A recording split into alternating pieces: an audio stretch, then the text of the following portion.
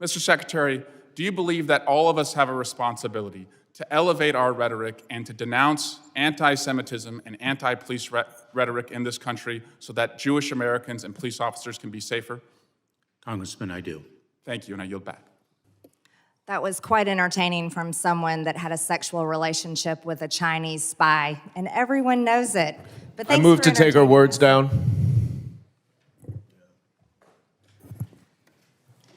Completely inappropriate. Yeah, stand by just a second while we research the rule. Give me just a second. A motion has been made. The gentleman will, the committee will suspend, and the gentleman will state the words that he wishes taken down. Everything that the gentlelady from Georgia has said. No, you need to be more The specific. Mr. Gill. accusations of an affair with a Chinese spy, those are engaging in personalities, and those words should be taken down, and the gentlelady should not be able to speak anymore in this hearing. That is not, the latter part of that is not an appropriate motion, but we will evaluate the striking of those words. The chair recognizes the gentlelady from Georgia and asks if she would like to retract those words. No, I will not. Okay, the chair rules that those words that were spoken are not going to be stricken from the record. Mr. Chair. The gentleman, Mr. Chairman. the gentleman from Mississippi is recognized. I don't think there's any question about what the gentlelady said. I've been on this committee from day one.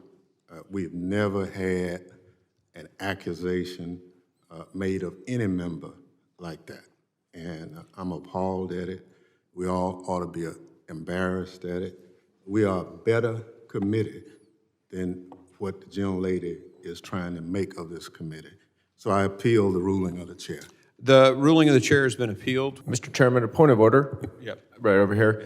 Could you explain what part of those words are not engaging in personalities and what the basis of your ruling is? No, we're going to let the vice chair take over the committee at this point. Thank you. Mr. Chairman, I move to table the motion. There's been a motion to table. All in favor say aye. Aye. Aye. Those opposed say no. No. In the opinion of the chair, the ayes have it, and the motion to table is agreed to. Thank you, Mr. Chairman. Secretary Mayorkas, since you have been in charge of the Department of Homeland Security, there have been 0 miles of border wall added. There have been over 5.5 million illegal alien encounters at our border, 1.3 million known gotaways, and approximately 870% increase in apprehensions in just one sector of the northern border. American mothers and infants suffered a severe baby formula shortage, all while this administration was happily stocking the shelves for illegal aliens at one of the largest processing centers in the country. American mothers were forced to delay inductions at the Yuma Regional Medical Center because of your policies. They have flooded their maternity unit with illegal aliens. Tens of thousands of migrant children have been forced into slave labor in our country because of your policies. At least 853 dead migrants and counting, the most ever in a 12-month period, died trying to cross the southern border in 2022. And now there are over 300 Americans a day dying every single day, without fail, every single day because of fentanyl, deadly fentanyl, which is the #1 cause of death in young people between ages 18 and 45. Now we have rainbow fentanyl, which even NBC News was acknowledging that the cartels were bringing across our border, and it comes from China. This rainbow fentanyl looks like sweet tarts or Skittles, clearly made to target America's school children. It's 50 times more potent than heroin, 100 times more potent than morphine. And now, under your tenure, Secretary Mayorkas, schools all over America have to have Narcan to save children that overdose on this deadly poison. Let me explain something to you. I'm not from Texas. I'm not from any border state. I represent a district in Georgia, which is in northwest Georgia. We're not anywhere near Mexico. We're not anywhere near the ocean. But in my district, people die nearly every single day from fentanyl. And I want to know from you, how many more people do we have to watch die every single day in America? How many more young people do we have to see die? How many more teenagers? How many more parents cry themselves to sleep at night, if they can even sleep, because their child overdosed on fentanyl? How long are you going to continue this outrage, complete outrage, where China is poisoning America's children, poisoning our teenagers, poisoning our young people? How long are you going to let this go on? Congresswoman, let me assure you that we're not letting it go on. We are fighting this scourge. No, I reclaim my time. You're a liar. You are letting this go on, and the numbers prove it. You can't lie about the facts, Secretary Mayorkas.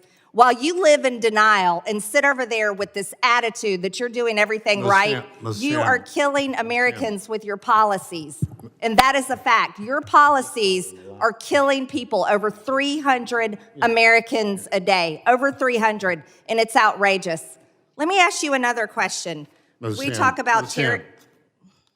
The ranking member is recognized. You know, we can disagree, but just the fact that we have people watching, you don't have to call a witness a liar.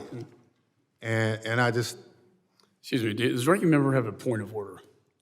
well, No, obviously. actually, I want you to take the words of the speaker down. So, I mean, but I need to explain. so the gentleman does have is Yes. raising a point Yes. of order. So the point is, in raising this point of order, And the gentlelady's time will be restored. you know, we have a history of being a bipartisan committee that work on solutions. Now, we can disagree, but we've gotten to the point of the language that we're using is not the kind of language that historically we, as members of this committee, we've used.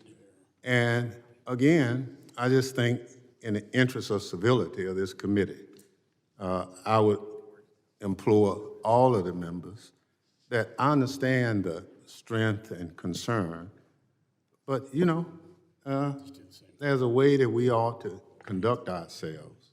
And what I'm hearing is not how a majority of this committee conducts business, and we can do better.